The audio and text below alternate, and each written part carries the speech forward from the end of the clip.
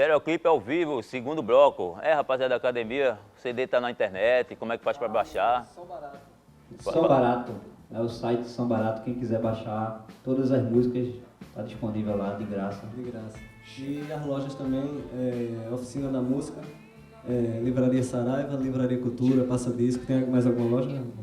Tem Bodega do Velho, Gramofone, Vitrola, na Livraria Cultura também, daqui, né? E na carrocinha, né, velho? Na carrocinha, pode todo crer. lugar. Pô, então rola outro som aí pra galera sacar aí. Bom pra caramba, vamos lá.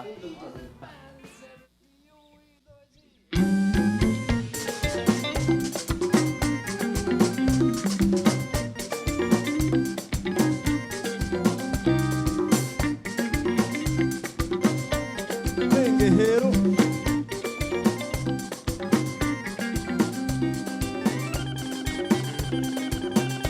Guerreiro da cúmbia denoteador, marchando caminho na revolução. Guerreiro da cúmbia denoteador, araia marchando caminho na revolução. Guerreiro que passa a noite sonhando e com toda a lática bailando, abraçado com seu dolor.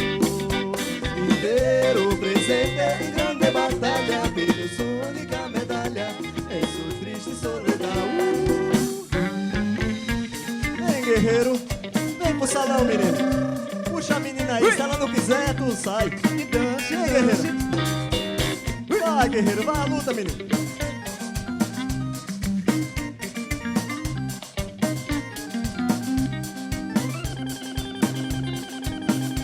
Guerreiro da cúmbia denoteador, araia marchando, caminho na revolução. Guerreiro da cúmbia denoteador, marchando, caminho na revolução.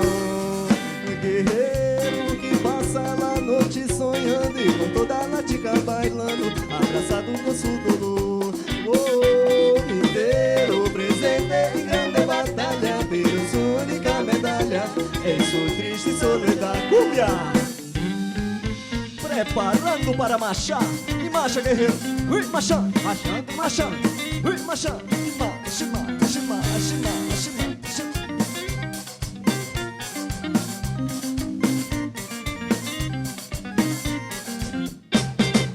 Marchando pra frente é que se anda, marchando, todos juntos andando, marchando, marchando, marchando com muita coragem acima de um comando. Marchando pra frente é que se anda, todos juntos andando, marchando, marchando com muita coragem acima de um comando.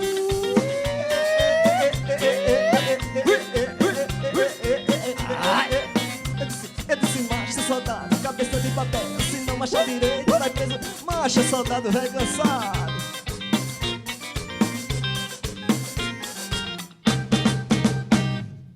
Academia da Berlinda, manhã de sol cubana no Bom Sucesso. Nossa senhora, era bom demais. Meu parceiro Noga ia muito comigo. Naquela época a gente bebia muito, né? Agora a gente não toma mais álcool, aí não. É quase impossível a gente ir. Então, rapaziada, esse é mais um Estereoclipe ao vivo que tá rolando aí pra vocês. E aí, rapaziada, vocês podem, se quiser, podem interagir aí com o papo, pode ficar à vontade. O papo, como eu falei, é sobre a ditadura militar aqui em Pernambuco. Quem quiser fazer as perguntas, porque tem pessoas aqui que sofreram isso na pele. E ninguém quer isso pros nossos filhos, que voltem aquele tempo de desgraça. Amparo, como é que foi aquela época, cara? Qual o pior período mais ruim da ditadura para vocês, assim, que passaram por aquilo tudo? Eu tava dando uma olhadinha assim, eu sei que teve um tal de anos de chumbo, mas qual foi o período mais triste, assim, que vocês pensaram assim, nossa, vai se acabar todo mundo agora? Todo o período foi muito ruim, né? De 64 até 88. Agora, o período mais pesado realmente foi de 70 a 74, que foi a época do famigerado general Emílio Garastazu Médici. Pode falar mais pertinho, por favor.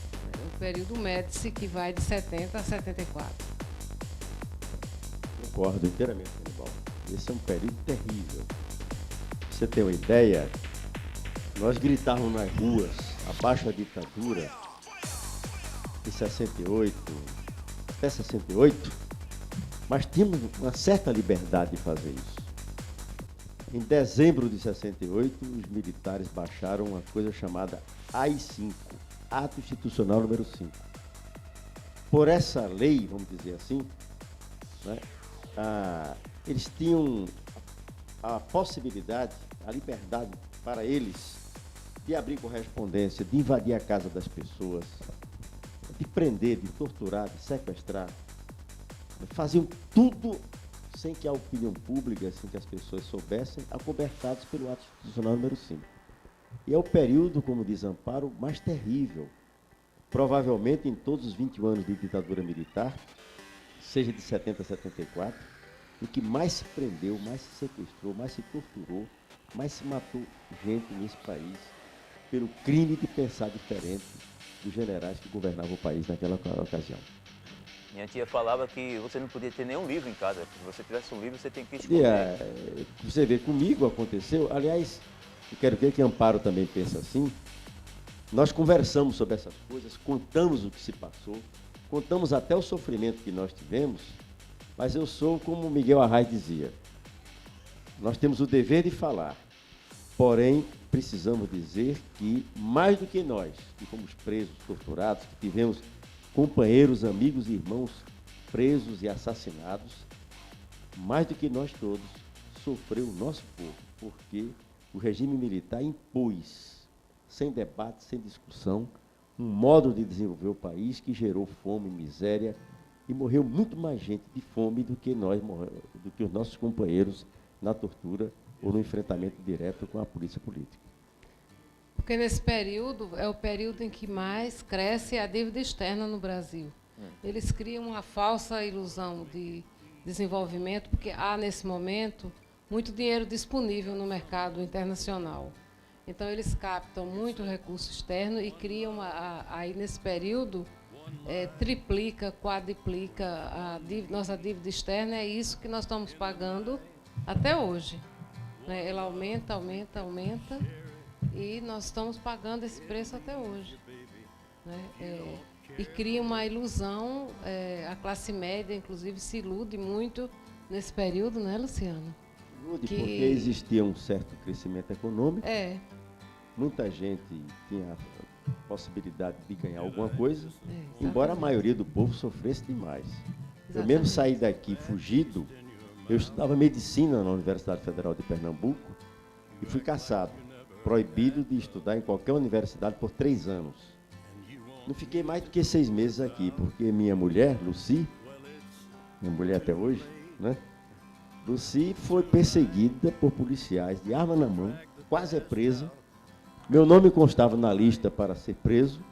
Nós escapamos daqui, fugimos os dois e vivemos 4 anos e pouco como vendedores ambulantes com nome falso no interior aqui do Nordeste, até sermos presos.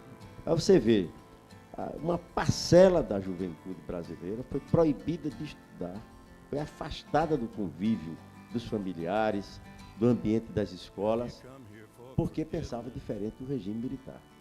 Não é? Isso é terrível. Como o Luciano disse, eles podiam tudo, quer dizer, os militares podiam tudo e o povo não podia nada. Como é que eles faziam, para caçar vocês? Eles controlavam todas as famílias eram controladas. A gente, quando abriram aqui em 1989, quando foi aberto o arquivo do DOPS, que a gente teve acesso aos arquivos. O DOPS era o Departamento de Ordem Política e Social, né? Quer dizer, que era o setor da polícia civil, que cuidava da perseguição às pessoas consideradas subversivas, que eram contra o regime. Quando a gente abriu os arquivos que tinha as fichas, os fichários, os documentos, eles tinham os documentos de todos os familiares, era um diário, assim, eles observavam os familiares das pessoas que estavam sendo procuradas, tinha os horários da hora que amanhecia o dia até a hora que a pessoa ia dormir. Tinha até a cor do pijama que as pessoas dormiam, a hora que a pessoa saía para ir no supermercado, na hora que a pessoa voltava, com quem ela se encontrava na rua, eles rastreavam a vida inteira da pessoa. Quando nascia alguém na família, uma criança nascia, ela já era fichada, entendeu? já constava ali, ela já passava a ser o inimigo público. A pessoa nasceu, já passava a constar ali como uma pessoa possível até de ser presa, porque ela tinha um familiar que era procurado. A família inteira, as contas bancárias das pessoas eram rastreadas. O sistema financeiro, você tem uma conta em banco e você tem um familiar que era procurado, a sua vida financeira era toda tomada conta pela polícia. O pessoal do banco informava a polícia seu extrato bancário. Então, se você mandasse um dinheiro, por exemplo, seu familiar que estava sendo procurado pela polícia estava no outro estado, você fazia uma remessa de dinheiro, pode ter certeza que esse dinheiro também era seguido. E para onde você mandasse a agência, eles estavam lá campanando para ver quem ia receber o dinheiro. E muitas pessoas foram presas assim. Então, eles tinham um controle absoluto sobre a vida das pessoas. Só uma observação, Canibal, e vocês todos que estão aqui. Né? O telespectador, que pouco informado, pode até pensar, mas por que isso? Né? Por quê? Porque nós chegamos em 64 com um grande movimento no Brasil pelas reformas de base. Reforma agrária, reforma educacional, reforma urbana e outras reformas. E um sentimento que tomou conta do povo brasileiro de rejeição à dominação estrangeira, principalmente americana. Então, temendo que isso pudesse dar em alguma coisa mais séria, que o Brasil pudesse realmente se libertar e o nosso povo vivia uma outra fase da sua história, os militares, apoiados pelos Estados Unidos da América do Norte, deram o golpe militar em 64. Interromperam a democracia no país, né? Passaram a nos perseguir a todos, fecharam os sindicatos. Aos poucos é que eles foram apertando as coisas. Mas chegou um momento que fecharam os sindicatos, né? Proibiram as entidades estudantis, né? A censura à imprensa era uma coisa terrível. Houve um período em que a gente comprava, veja só, os jornais mais reacionários do país, o Estado de São Paulo, a Folha de São Paulo, que nas entrelinhas tinha alguma informação. A gente escutava a BBC de Londres, escutava a rádio de Pequim, lá da China, a de Moscou, para poder saber notícias do Brasil. Nesse período que eu vivi pelo interior, eu ficava ligado com trabalhadores rurais, né, andando pelo meio do mato e tudo. Às vezes a gente chegava no alto da serra e, para saber notícias do Brasil, ligavam aqui um rádio grande que tinha assim, Transglobo da Filco. Se vocês falaram com seus pais, os seus avós, eles vão falar, um rádio grande assim, de pilha, para sintonizar as emissoras do exterior para ter alguma informação sobre o Brasil. Não é uma coisa fácil, contando assim agora, vocês acham inacreditável. Eu, quando cheguei preso em Itamaracá, depois das torturas e tudo, Amparo, eu digo isso, as pessoas acham inacreditável. A minha primeira emoção foi o fato de que fazia quase 5 anos que eu só me reunia com 4, 5, 6 companheiros, escondido, falando em voz baixa. Quando queria aplaudir um outro, fazia assim com o dedo. Em Itamaracá, logo no primeiro dia, eu tive a oportunidade de participar de uma grande assembleia de 33 presos políticos. Quer dizer, fazia 4 anos e tanto que eu não me reunia com tanta gente. Embora na cadeia, embora presos, era uma satisfação ter tanta gente para conversar. Nossa. Rapaziada, se quiser fazer alguma pergunta, fica à vontade aí também, gente. Se quiser perguntar alguma coisa, fica à vontade aí. DOI-CODE e AI-5. O que é que DOI-CODE? DOI-CODE era o departamento, mas chamava de operações... de operações e informações. Né? Que era eles, o seguinte, que a ditadura, aos poucos, ela foi organizando grupos paramilitares, quer dizer, formados por policiais militares, civis, né? Agindo às escondidas, à margem da lei, mesmo da lei deles. Por exemplo, eu não fui preso, eu fui sequestrado do Crato, no Ceará.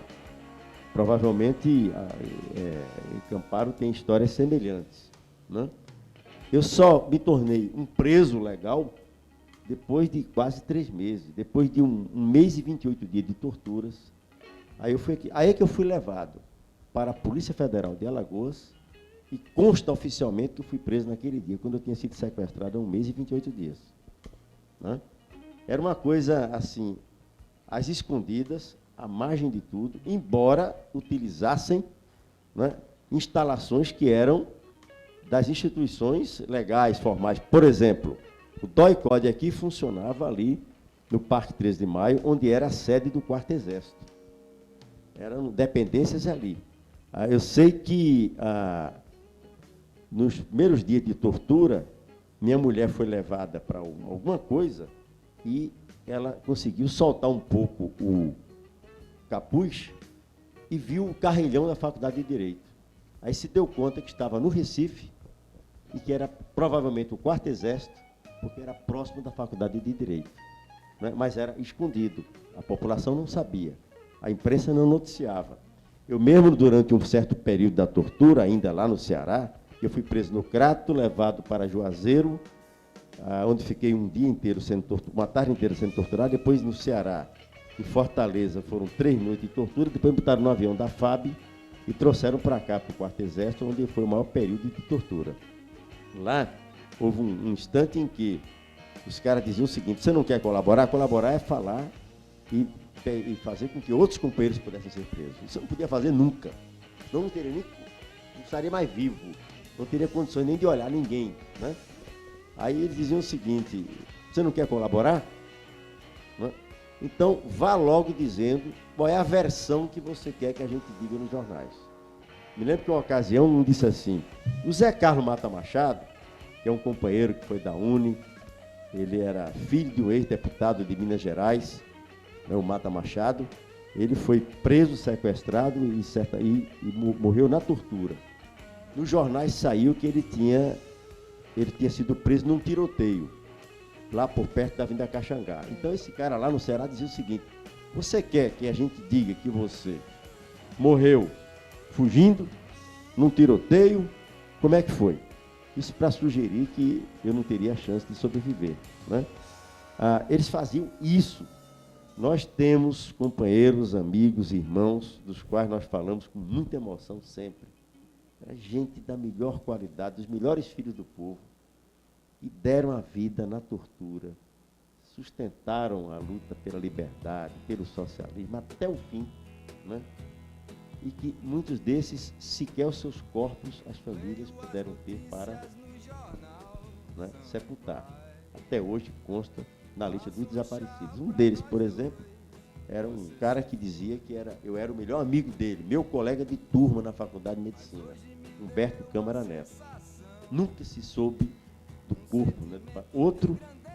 A última pessoa que eu encontrei antes de ser preso foi Rui Soares Frazão, ex-estudante de engenharia aqui na Universidade Federal de Pernambuco, era dirigente do PCdoB comigo, na clandestinidade, já naquela época, em abril de 70, abril de 74, melhor dizendo, e encontrei com o Rui em Salgueiro, passamos um dia conversando. Me recordo que, ao nos despedirmos, ele disse assim: rapaz, nós estamos aqui nessa praça conversando, falamos tantas coisas importantes que esse povo que aqui passa devia saber, e nós não podemos dizer, porque se dissermos, corremos o risco de sermos presos, torturados e, quem sabe, até mortos. Aí nos separamos, ele viajou para Fortaleza, eu fui para o Crato. No Crato eu fui preso. E 20 e poucos dias depois ele foi preso em Petrolina. Rui é outro desaparecido, foi comprovadamente torturado até a morte, né? Eu, às vezes, fazendo palestra, debatendo com as pessoas, eu digo, o Rui Frazão dizia naquela época, né, que nós não podíamos falar para o povo as coisas que devíamos dizer, porque podíamos ser presos, torturados e mortos. Hoje nós podemos falar. O risco é de não sermos compreendidos. Tal a pressão da mídia, a distorção da verdade, né? A interpretação equivocada dos fatos para confundir a população. O que vale é que nosso povo é vivo, é sabido, é generoso e descobre o caminho das pedras, né? E compreende as coisas. Eu assisti num filme, a Zuzu Anja, e aí eu vi uma cena, uma parte do filme que eu fiquei pensando assim, fiquei questionando. Porque ela era costureira, virou uma grande estilista, famosa pra caramba, mas aí o filho dela foi preso também, e ela se desesperou e foi procurar os amigos, para saber onde é que estava o filho dela. Os amigos eram a esposa de militares, e aquela coisa toda que ela vivia nesse meio e tal. E parecia, assim, eu vendo o filme, eu via que parecia que tinha gente que apoiava essas pessoas, essa ditadura, porque todo mundo se afastava e ninguém falava nada, tipo assim, não tô nem aí para o que está acontecendo com o teu filho. E era assim mesmo naquela época, tipo, quem era classe média não ligava para a ditadura, não ligava para a liberdade de expressão, não ligava para seus direitos. Olha, tinha dois tipos de pessoas, né? Tinha esse tipo de pessoa que, até pela sua própria origem burguesa, apoiava a ditadura. Teve a Marcha com Deus pela Liberdade, né, que foi uma marcha que foi organizada para apoiar os militares que deram o golpe, mas tinha também as pessoas que tinham medo, né, de se comprometer e se aproximar da gente. Muitas pessoas atravessavam a rua quando via um militante, já conhecido e procurado, ou algum familiar de um militante conhecido e procurado. Muitas pessoas atravessavam a rua quando me viam, quando viam mamãe. Vizinho nem conversava, né? Não, vizinho nem conversava. Medo também, né? Tinha medo. Muito medo. Por isso que eu tinha dois tipos de pessoas. Tinham aquelas que eram comprometidas mesmo, que apoiavam, e as pessoas que tinham medo. E uma coisa, conforme Luciano falou, o Estado brasileiro cometeu todos os tipos de crimes contra a humanidade. Sequestrou, prendeu ilegalmente, matou, sob tortura, e ocultou cadáveres, né, de pessoas. Meu marido, por exemplo, esse que eu estou aqui com a camisa, vou chegar nele. Dele, ele foi morto há 30 anos atrás. Há 15 anos eu consegui localizar os restos mortais sem a cabeça, né? Consegui encontrar os restos mortais há 15 anos atrás. Há 3 anos atrás eu dei entrada num procedimento junto ao Ministério Público Federal que solicitou que o governo do Brasil procedesse o exame de DNA de ossada, porque nós tínhamos os ossos, não podíamos fazer o reconhecimento nem pelo aquele método de fotografia, nem por arcada, porque ele não tinha a cabeça. Eu só encontrei dentro do saco plástico da cova, que foi onde ele foi enterrado, a ossada só daqui para baixo. Aí eu coletei o sangue da mãe dele, do irmão, e juntei isso ficou armazenado lá no Instituto de Medicina Legal da USP, em São Paulo, e o Ministério Público fez esse procedimento. Aí a Secretaria Especial de Direitos Humanos contratou um laboratório, o Genomic, em São Paulo, e eles fizeram a comparação e deu positivo. Então, a Secretaria Especial de Direitos Humanos, junto com o Ministério Público, me entregou a certidão de óbito com as correções devidas, porque ele era um homem negro e estava lá no documento, no atestado de óbito falso, estava que ele era um homem branco. Aí foi feita essa correção e me entregaram a caixinha com os ossos, né, o restinho de osso, depois de 30 e tantos anos, né? E aí ele foi transportado para o Recife num avião da FAB. Aí foi aqui na base aérea, foi transportado lá para a sede de Tortura Nunca Mais. E no dia 2 de setembro do ano passado, a gente fez o enterro. Foi no dia do aniversário dele, porque a gente quis, apesar de ser uma coisa assim de morte, a gente quis lembrar a vida. Claro. Aí nós fizemos o enterro, marcamos, já que já tinha ficado tanto tempo sem enterrar, a gente quis, que o reconhecimento foi feito em julho, a gente deixou para enterrar dia 2 de setembro, que era o aniversário dele. E então, para você ver o tipo de crime que a ditadura cometeu. Eu demorei 30 anos para poder enterrar meu marido, que foi morto sob tortura, né? E a versão oficial, como a Luciano contou, eles montavam o que eles queriam. A versão que saiu no jornal foi que ele tinha sido morto num tiroteio. Mas houve, já mesmo 30 anos depois, tecnologia para mostrar que ele morreu de anemia, ou seja, ele sangrou até morrer, ele foi preso ferido. Ele tinha levado 2 tiros, um no fêmur e outro no ombro, no braço esquerdo. Então, 2 tiros e nenhum dos 2 eram letais. Mas ele foi barbaramente torturado lá na Operação Bandeirantes e deixaram ele se esvair em sangue, porque aí houve testemunhas da comemoração, inclusive, que eles fizeram, porque eles tinham capturado o comandante Criolo, que era o sucessor do Marighella e era o último comandante da ALN, da Ação Libertadora Nacional. O Luiz José da Cunha, o comandante Criolo. É isso aí, rapaziada. A gente estamos terminando agora esse segundo bloco. Vamos terminar com o som da Academia da Berlinda. No terceiro bloco a gente volta conversando mais um pouco sobre a ditadura militar aqui em Pernambuco. Manda o som aí, rapaziada.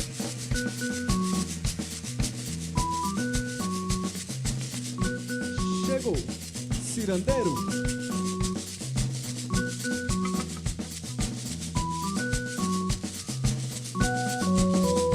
O que é que eu vou fazer, meu bem? Se você não quer dançar e ver que do lado de lá tem alguém que quer me ver.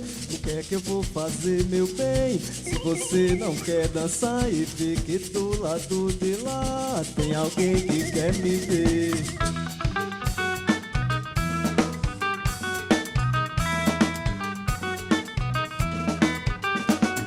Num corpo lindo eu vou me abraçar, levanta a poeira. Num corpo lindo eu vou me abraçar, levanta a poeira. Num corpo lindo eu vou me abraçar, levanta a poeira.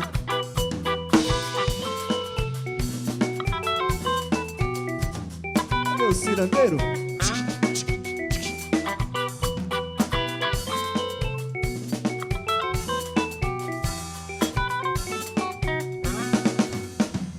Tua saia rodada, menina, me faz perder o chão, me faz perder a visão, me deixa louco. Tua saia rodada, menina, me faz perder o chão, me faz perder a visão, me deixa louco.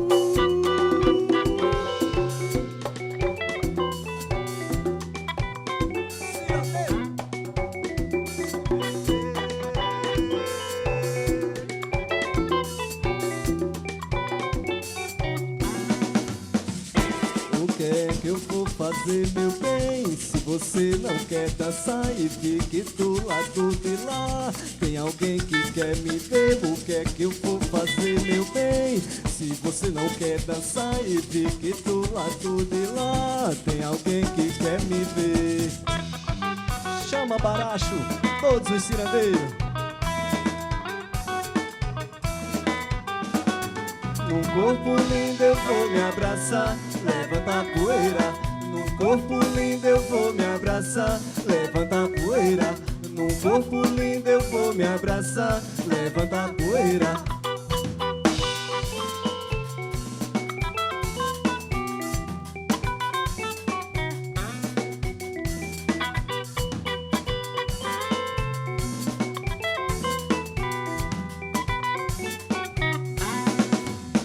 A tua saia rodada, menina, me faz perder o chão, me faz perder a visão, me deixa louco. Tua saia rodada, menina, me faz perder o chão, me faz perder a visão, me deixa louco. A tua saia rodada, menina, me faz perder o chão, me faz perder a visão, me deixa louco. Tua saia rodada, menina, me faz perder o chão, me faz perder a visão.